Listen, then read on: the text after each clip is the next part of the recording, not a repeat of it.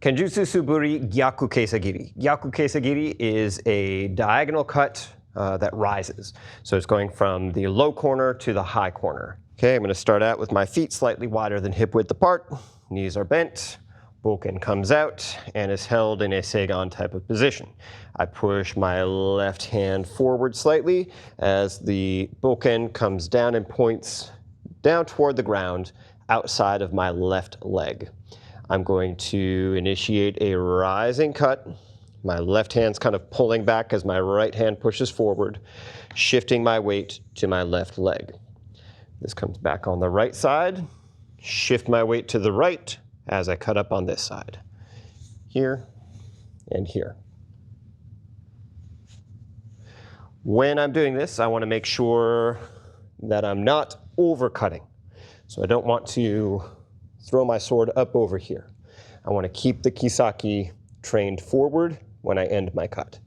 Here and here. Performing this with forward stepping motions, I start in Seigan no Kamae.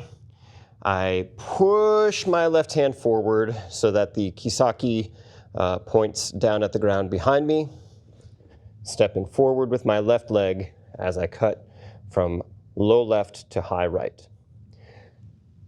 Bring the sword back on the right side, stepping forward, cutting from low right to high left. Same thing if I'm going to be stepping backward.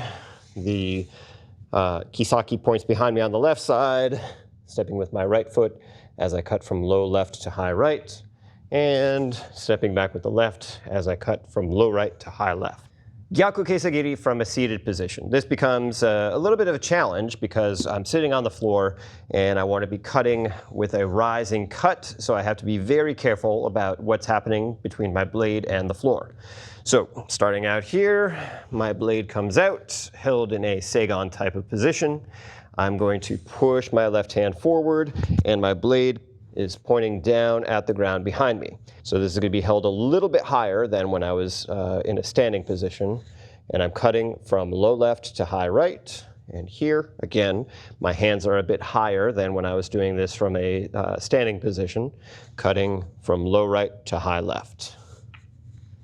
Here and here. Moving forward with shiko, as I take my shiko step forward, being very careful not to let the blade interact with the ground as I go. And that's how I have people start practicing Gyakukesagiri as part of our Kenjutsu program.